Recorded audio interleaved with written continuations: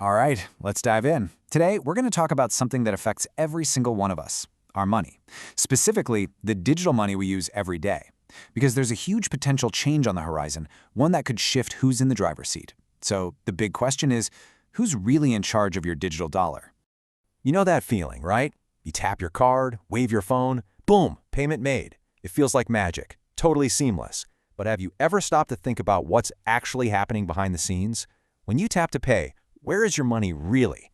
Well, the answer might surprise you. It's definitely not as simple as you'd think. Okay, so before we can really wrap our heads around what's coming, we've got to get a solid handle on the system we're all using right now. Let's take a look at how your money moves today, and you'll see there's a really important player right in the middle of it all. So here's something that kind of blows your mind when you first hear it.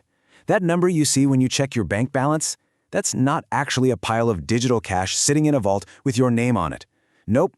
What you're seeing is basically an IOU from your bank. It's a liability on their books, a promise that they owe you that much money and will give it to you when you ask. It's a promise, not a thing. Let's stick with that coffee example. When you buy that latte, your money isn't just zapped from you to the cafe. It has to go on a little journey. It goes from you to your commercial bank, that's the middleman we're talking about, and then your bank settles up with the coffee shop's bank. That middleman, your bank, is absolutely essential. It's the linchpin of the whole operation. All right, so that's the world we live in now. But what if we could just get rid of that middleman? There's this huge new idea being explored all over the globe that does exactly that. It's about creating a direct line between you and your money, and this is where things get really interesting, because we're starting to talk about something called Central Bank Digital Currencies, or CBDCs.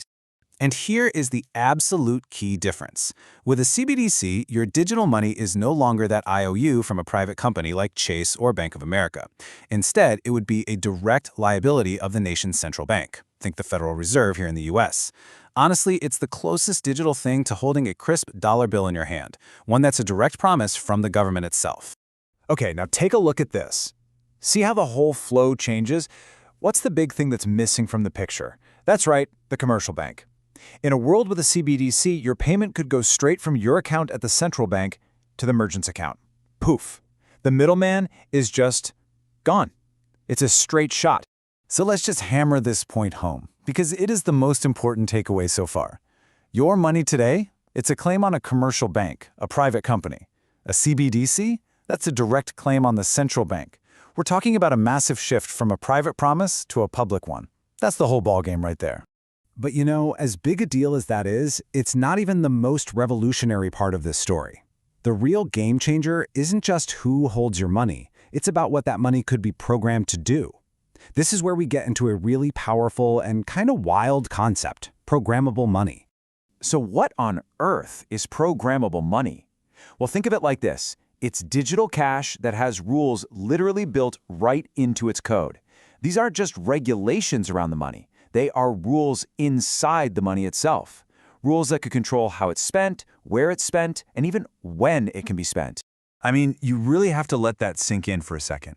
For pretty much all of human history, money has just been a tool. It's been neutral. A dollar bill in your pocket doesn't care if you buy a book or a sandwich. But this idea of programmability, it flips that completely on its head. We're talking about embedding policy, opinions even, directly into the money itself. Now, this kind of power opens up a whole new playbook, right? But with that comes a whole new set of rules and, yeah, some pretty significant risks. So the big question becomes, what could this actually mean for you, for me, for how we spend our money every day? The source material gives us some pretty stark examples to think about. For instance, imagine getting a stimulus payment that comes with an expiration date. If you don't spend it in, say, 30 days, it just vanishes, gone. Or what about use restrictions? Imagine money that's programmed so it literally can't be used to buy certain things. The money itself would be the gatekeeper. Think about that. Just those two features, money that expires and money that has restrictions, that alone would completely change the game. Our money would go from being something we control, a way to store value for the future, to an active tool that can be steered and controlled by policy in real time. Okay, so let's bring it all home. As we start to wrap this up, what is the single biggest idea you should walk away with? What's the core concept to keep in your mind as this conversation about digital currencies continues to unfold across the globe?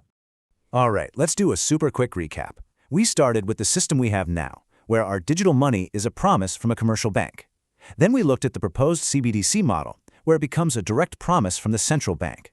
And that key shift is what opens the door to this whole new world of programmable money, with things like expiration dates and spending rules built right in. And that brings us to the bottom line. If there's one sentence to take away from all of this, it's this. Money itself could change from being a neutral, passive tool that we all use into an active instrument of policy, a tool designed to make us behave in certain ways. So, I'm going to leave you with a question to chew on, because this conversation is really just getting started. It's a big one, with huge implications for every single one of us. What really happens when the money in your pocket has an opinion on how you're allowed to spend it? Hey y'all, I hope this helped you understand this stuff a little better. Let me know in the comments, and let me know if there is a topic you are curious about. Maybe I can help. You can also check out these 2 videos. Hope they help you. Make sure to like, subscribe, and hype this video. Always appreciate y'all, and thanks for stopping by the Stoop. God bless always.